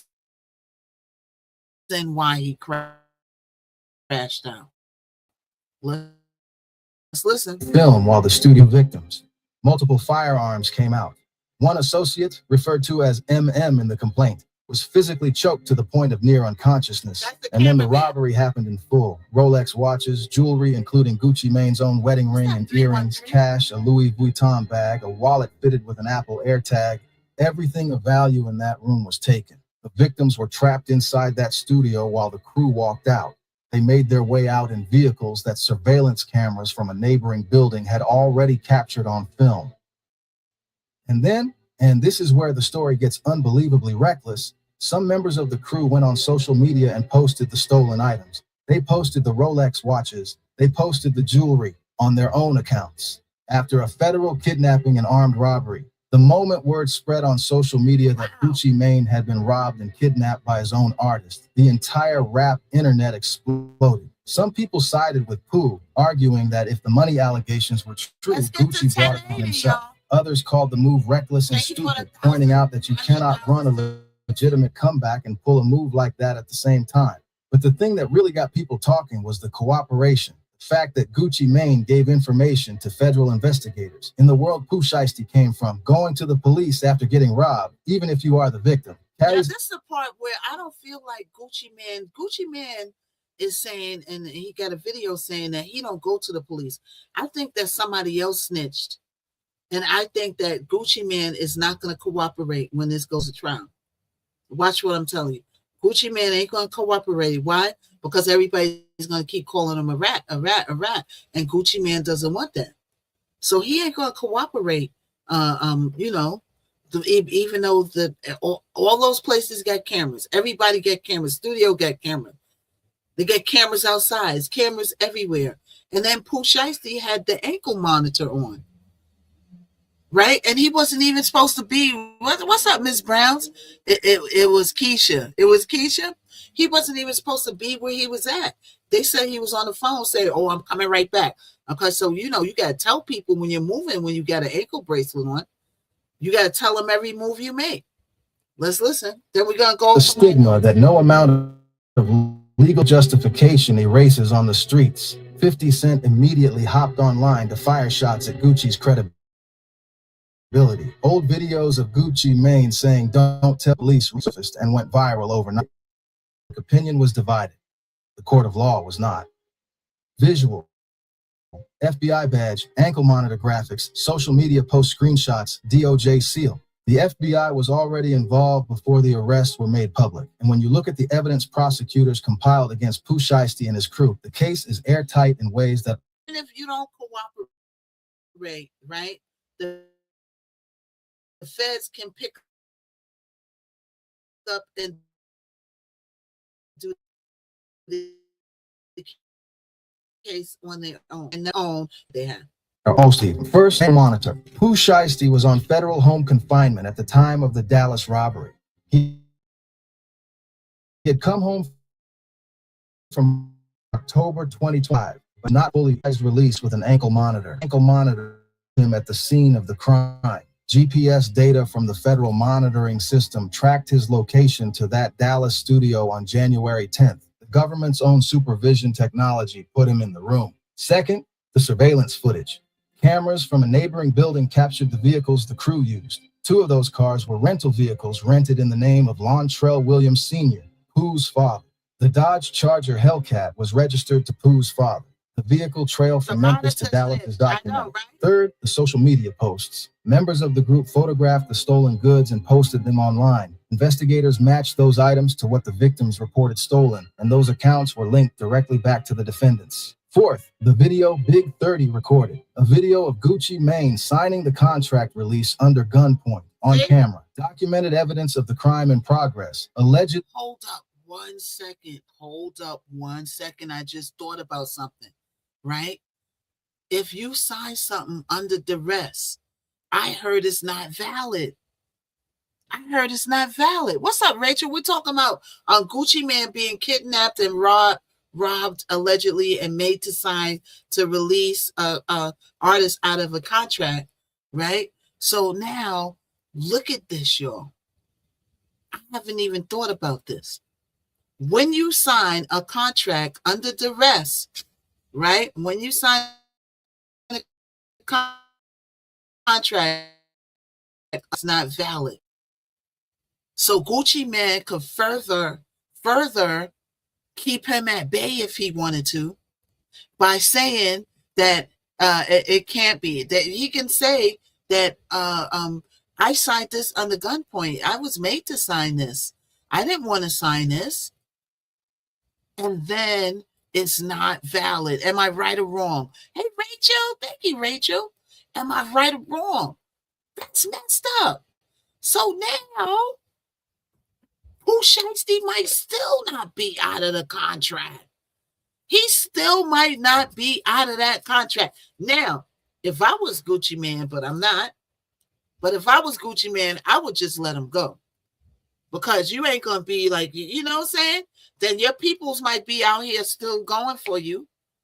And you might be more trouble. But see, Gucci Mane might have the ways to be like, hey, I'm still collecting money off of you. I'm not letting you go. But we're gonna see. Okay, thank you, Special. Everybody blessify Miss Knockout. We've been rocking here for a minute. It's 72 people in the room. Everybody blessify Miss Knockout, just like you blessify the power beggars that's sitting there doing battles all day. Okay? I'm actually talking about something. You actually getting something out of it. Yeah, where's a glove? Where's a glove? Oh, drop me a uni. No. Bless Miss Knockout like you blessed them. All right? So Gucci Man might still keep Pooh Shiesty in that contract out of spite because he did what he did. Thank you, Mrs. Thank you for the donut. And now you locked up back in jail, and now you can't even get at him because you locked up. Damn. Under duress. If you sign a contract under duress, it is not valid. Welcome in the chat. Okay, let's listen. Created by one of the defendants themselves. Now let's talk about what they are actually facing in court, because the charges here are not something you negotiate your way out of with a good lawyer and a clean record. The federal complaint was filed Monday, March 30th, 2026. By Wednesday, April 1st, the FBI had executed raids simultaneously across Dallas and Memphis. The FBI's Memphis field office hit a home in Cordova, Tennessee. Property record search confirmed it was owned by Pooh Shiesty. Multiple arrests went down in a single day across multiple cities. Those charged include Pooh Shiesty, Lontrell Williams Jr. as the ringleader, his father Lontrell Williams Sr., Big 30, Rodney Wright Jr., plus 6 additional co-conspirators, Darius Waters. Now this might turn into a RICO. Watch what I'm saying. Everything's all alleged in Miss Knockout's live, but this might turn into a RICO charge. I wish I could go to that trial, y'all. We're going to have to work something out for Miss Knockout to go to that trial, because this is going to be some sort of trial. I feel like this is going to be, and then it's going to be 9 people. It's 9 people involved. So it's going to be a lengthy trial. Hey, Special? Hey, let's listen. Marion Gibson, DeMarcus Glover, Corday Johnson, Darian McDaniel, and Terrence Rogers. 9 defendants total. All 9 face federal kidnapping charges. And this is critical. Federal kidnapping is not a state charge. Federal kidnapping carries a maximum penalty of life in prison. No parole in the federal system. If convicted, Pooh Shiesty, who is 26 years old, could spend every remaining year of his life inside a federal penitentiary. His father is facing the same charges. Big 30, his closest collaborator, his day one, the man he made music with since they were teenagers, is facing the same charges. This one move took out an entire circle. U.S. Attorney Ryan Raybould addressed the media directly. For anyone contemplating using violence and intimidation as a business practice, I'm here to tell you that it will be vigorously investigated and prosecuted. Felt cornered, trapped by a contract, broke after 3 years in prison watching someone else profit off his art, and who made the worst possible decision when he finally snapped. This situation is bigger than Pooh Shiesty and Gucci Mane. This happened here is not unique.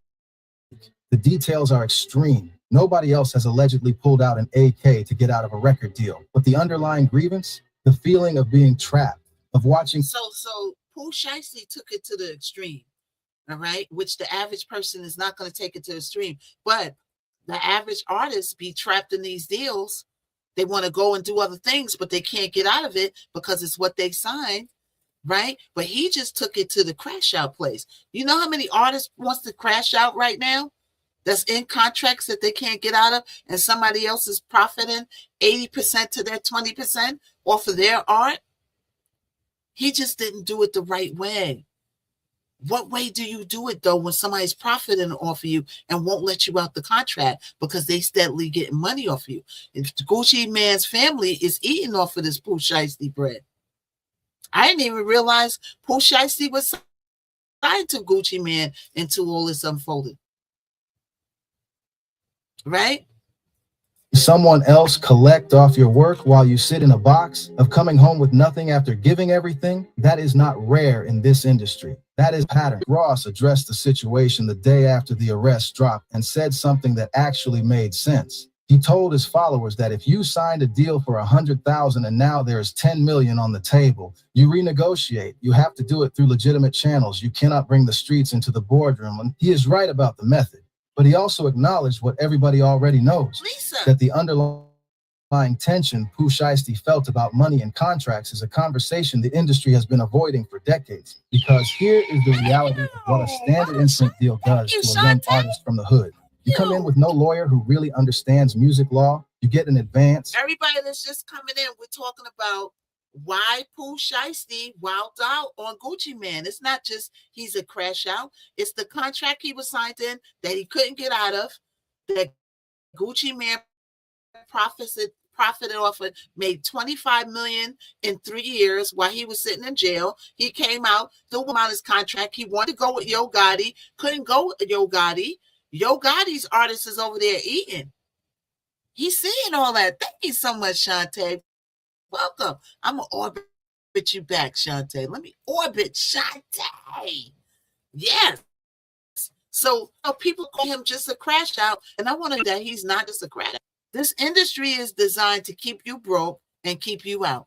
Gucci has a record of this, and he ain't no crash out. Yeah, you know, he did it the wrong way. I'm not condoning what he did. What he did was dead wrong. He was on paperwork already, right? But I just wanted to show you. See, Shantae, you missed it. I made the whole reason and the whole setup that he had with Gucci Mane and how much money Gucci Mane was taken from him, and how Gucci Mane put it off his pocket for 3 years while he was in jail. He came out. His mother was calling Gucci Mane, wouldn't give them a dime. You know what I'm saying? Not saying that he should have crashed out and did what he did to Gucci Mane, but I'm just showing you that he just didn't do what he did for nothing. He was frustrated. He's a YN. He's young. Now, they said the father didn't want it to go like that.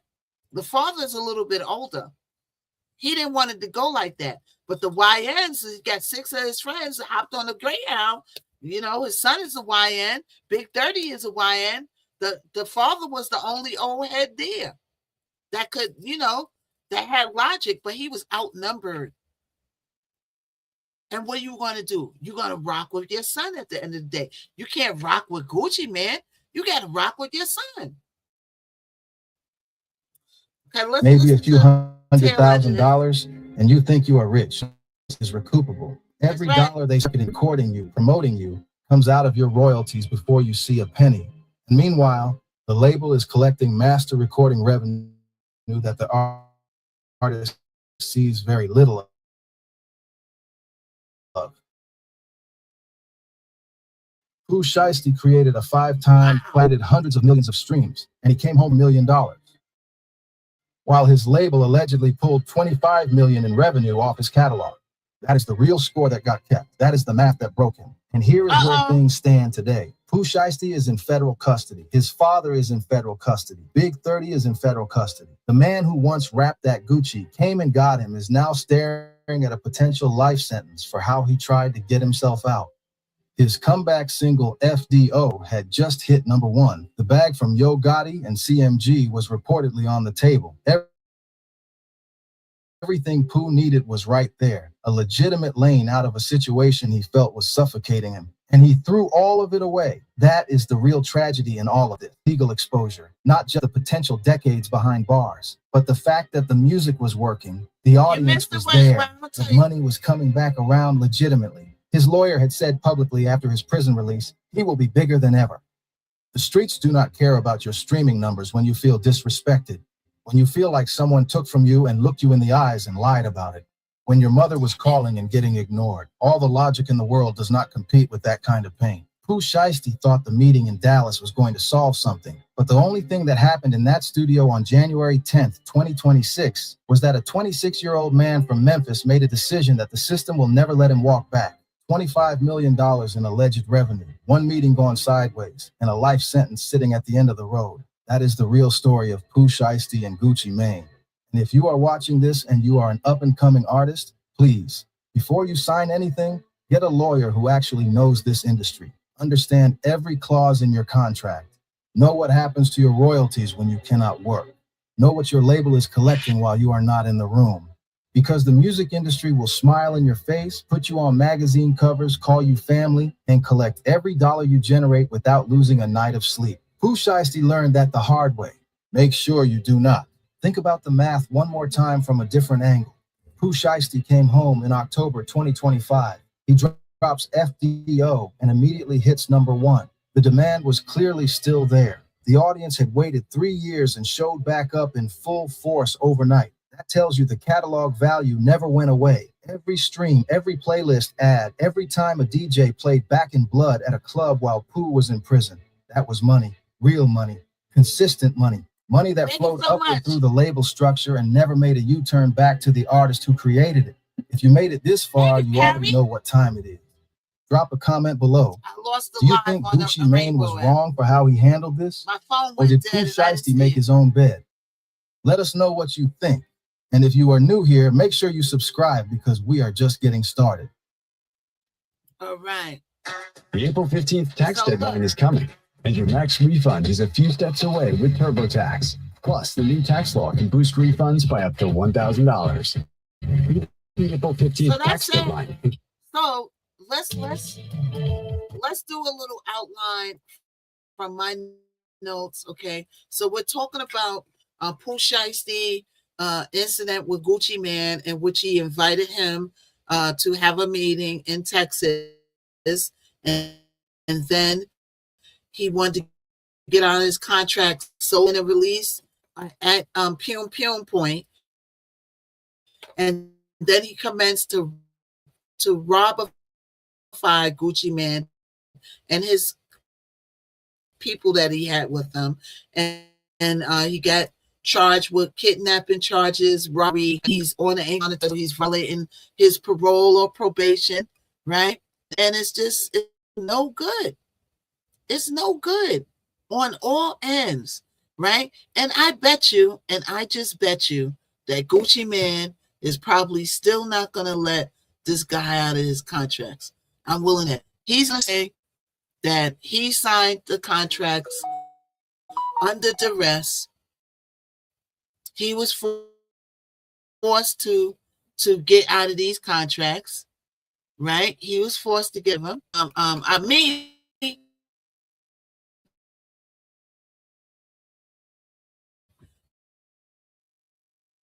wouldn't do it because in my mind, I'm like, man, this guy's a wild cannon, right? He's a wild, and I don't want a wild cannon on my doggone roster, right? So I'm going to Gucci Mane might be adamant about keeping him in the contracts. Okay, so let's do a little overglaze and a little glazement before we go of what happened. This happened January 10th. A lot of people think it happened now. It didn't happen January 10th, 2026, at a music studio on Dallas Park, a legitimate building. So that means Gucci Mane and two of his associates. The complaint identifies the main victim only as RD, and which is Gucci Mane, owner of 1017 Records. Okay, Gucci Mane is the owner of 1017 Records. All right. So we're just going through the backstory of how everything panned out. All right. So Gucci Mane is the owner of 1017 Records, right?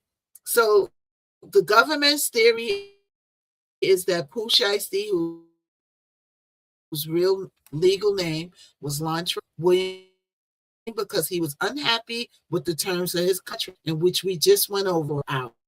And we can see why he is unhappy. And he wanted out, right? And the FBI says that he asked Gucci Mane to come to Dallas to discuss business. The complaint says that Pooh Shiesty had been signed to 1017 since 2021. That's just before he went to jail the first time, right? Once jail, then Gucci Mane collected off him for 3 years. He came out. He didn't see no money. And now he's mad. They said Pooh Shiesty's father, Latrell Williams Sr., had been calling the studio on this session, and surveillance video allegedly places him outside and then building. Prosecutors say that the ambush happened about 3:43 p.m. His father and Big 30, which is a childhood friend, at the building together. I traveled there, Greyhound. Why? Because that scene, and we explained for the last hour that Pooh Shiesty, they had to take the Greyhound there, right? What's inside? Prosecutors say Pooh Shiesty got Gucci Mane to move to a more private area in the recording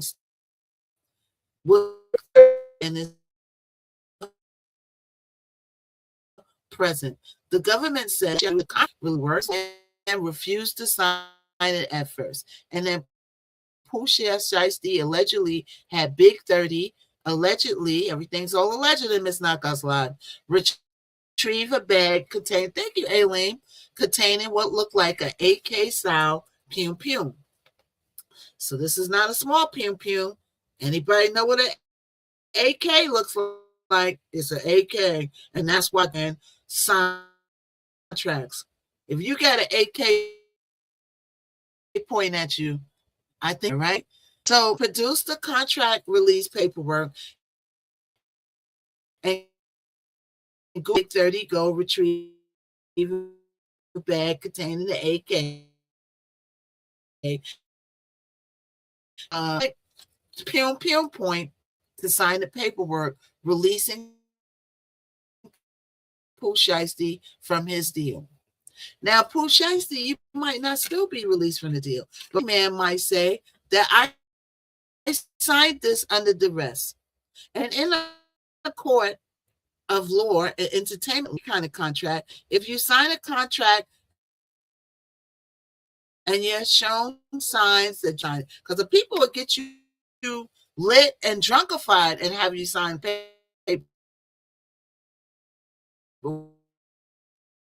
work too, right? And if you, it's on camera. I signed this under duress. They had the Pew to my head, and I didn't want to sign that. I was forced to sign that. And then he's back in his contract. Worse than before, right? Because now Gucci Mane could still claim you can't do nothing about it. Back in jail. So not back in one where you were for,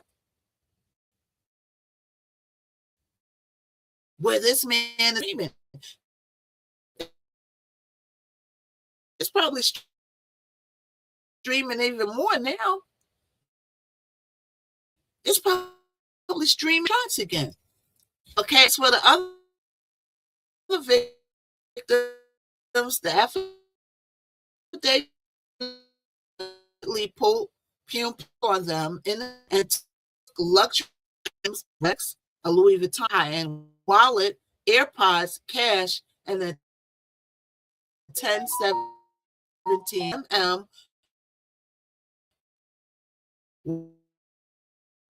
was until he nearly lost conscious. Now, I am not a street dude. It's the cameraman that films footage for Gucci for years were included with the complaint. Who complained and includes? See, I don't think this was Gucci Mane everybody's saying Gucci Man snitching, but I don't think Gucci Man snitched. It might have been the cameraman that told. He's a civilian. He might say, F that, I'm telling. Matches in it, I'm telling. What makes this case serious is the amount of the evidence that prosecutors said they have. The GOG investigators has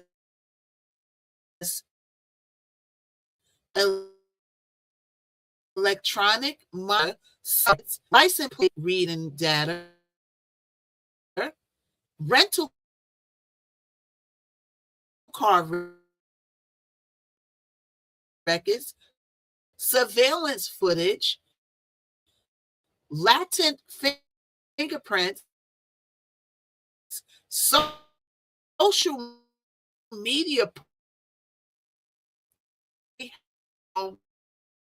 bus records.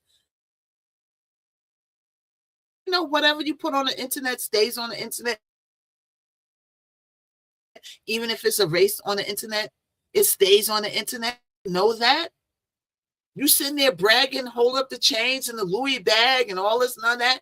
Even if you delete it, there's somebody that screenshotted it, screen recorded it, downloaded it.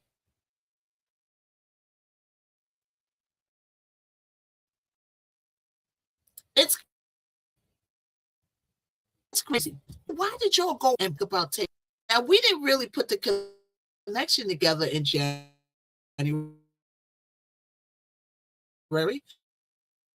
Because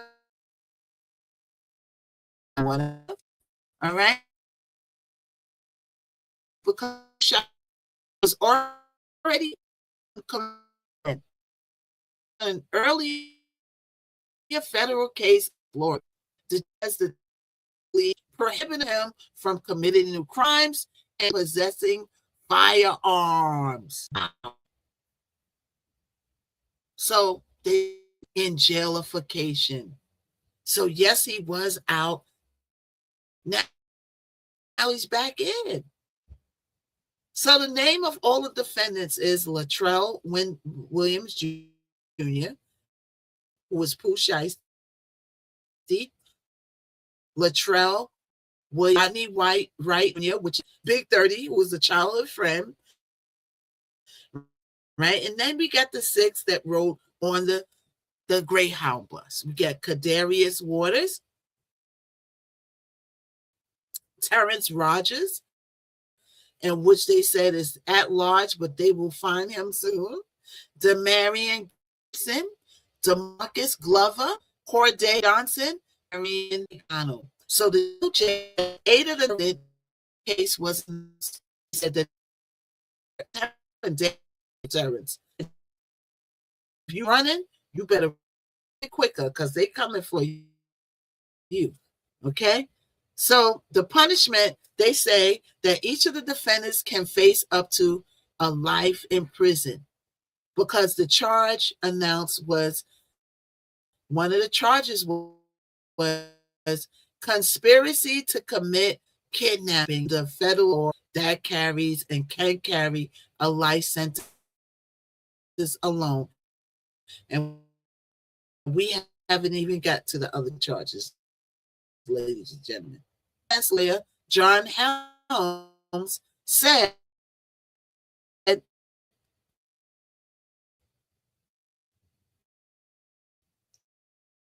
that the government is simplifying or simplifies and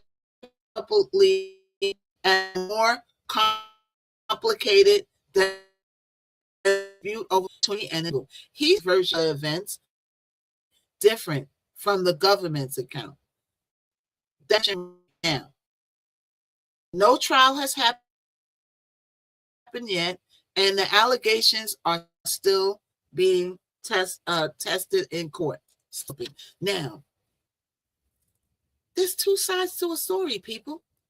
We're hearing the GOJ's side. We didn't hear Pooh Shiesty's side yet. And we probably won't hear that until the case goes, hey, how they, and the DOJ is going to know how to prepare. So that's why he can't really talk about what Pooh Shiesty's whole version. We don't know. This might be all made up to make him look like he signed it under the rest, because people be wanting that money. They be wanting that money. They ain't gonna voluntarily sign nothing. You want to stay in those contracts? Why? That's these people attitude. And if he did sign it under duress, Gucci Mane could go to his and contest it. Look, it's on record. He had the pew pew to my head, and I signed this. I didn't sign this because I wanted to sign it, and boom.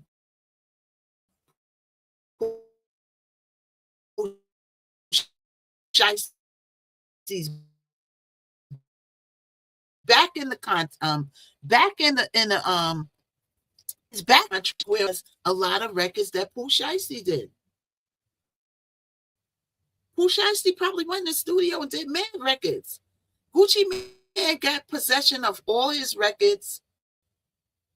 Maybe if he don't, he can summons to get them to turn it over. Why? Because he's signed the contract, corporate, exactly clear. If they don't turn over the music, Gucci Mane can summon the law to make you turn over that. Why? Gucci Mane in 17 records. He can then control your masters. So you're in jail and Gucci continue to release records. And you'll continue to make money. You'll continue to make money. Why? Because you're locked up now and you're growing. Corporately. And corporate business and labels are going to robify you because you're so desperate to be. People out here, these artists, they will pum their own mama to get signed to Atlantic, to get signed this person, to get that person. They will pum their own mama to get on television, to get on camera. This industry, entertainment industry, is a heck of a pharmaceutical on how they brag. I know I sit on background every day with people that sitting there doing background just like me, bragging like they Denzel Washington and Halle Berry. You are not. All to research to learn, but desperate to be somebody, but it's hard to be somebody in the industry. There's only, and I don't think she was doing bad because I didn't hear her create her contract. Probably just all worn out from the industry and just wants to do her makeup now. It happens. I never heard nobody complain about Jay-Z not paying him either. Y'all, Jay-Z, I'm sorry, and y'all let me, okay? Because Jay-Z ain't doing nothing wrong. Y'all, this is going to get to, y'all would have had to start a long ass time to get where Jay-Z is at right now.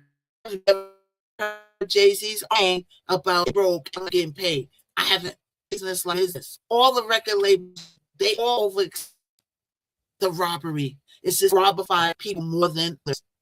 Some people rob you all the way. Some people rob you half. The Migos, they think about their label. I never heard the city girl complain about money. Everybody's contract is different. All right. Everybody, well, not this broadcast on on the clock, but you could watch what we talked about just now back on my Y to the Tubesy, which is in my link tree, but everything is Miss Knockout, just like my name is spelled. All right, put in Miss Knockout, utothetubesy.com/Miss Knockout, and you'll find me, or put Miss Knockout TV, you will find me. All right, and you can watch it back. Tomorrow I'll record the whole thing again. Today I didn't do it because I switched the time. So I didn't think I was going to be on here that long, but I'm on here that long. We're going on what? 5 hours. Wow. 5 hours. All right. So everybody go over there to the Y to the Tubesy, play it back. Give me a thumbs up. We're trying to grow the channel. All right. And go to my song in the link tree. Miss Knockout coming with the heat, out on all platforms now. Go stream it, share it, save it. All right. Put it on your playlist. And we're still working the record. The record's doing really good. It's getting a lot of good feedback. It's getting licensing deals. Okay, Miss Knockout's not in no contract. Let's see if we could do it. All right. I'm trying to get a Grammy with no record label. I want to be one of the few female artists that owns her whole, all my publishing. I own 100% of my publishing. All right, and I'll put clips of me performing Knockout coming with the heat, of me singing my record. At this event. I didn't film it because I didn't go live, but I will be putting clips up of me performing my record. All right, me singing, singing my record. All right, and we'll be back tomorrow. That goes this week, and then we'll tweak it next week accordingly. So if I do better at 2 p.m., we'll stay at 2 p.m. If I do better then in the morning, I'll switch it back to the morning. All right, we ain't gonna go too late at night because the clock I do good in the morning. So the clock, y'all are morning people. All right.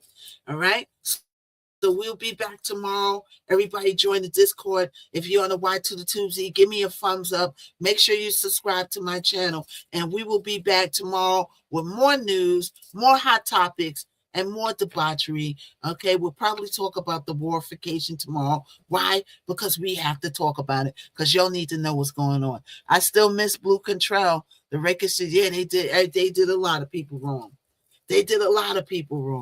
Yeah, see you. Okay, Slave Braids. All right. So I will see y'all tomorrow. Thank you for coming out. Okay. And let's go. Okay, we're gonna play my theme song going out. And I will see y'all later. All right. See y'all tomorrow. New time, 2 p.m. Give me a thumbs up, subscribe, and share it with your friends. And make sure you spin my record. Knockout coming with the heat, out on all platforms. Same name. Is the Miss Knockout Show on the airwaves? So like, if I share, if I bless, if I the flow. Is the Miss Knockout Show? Now you already know.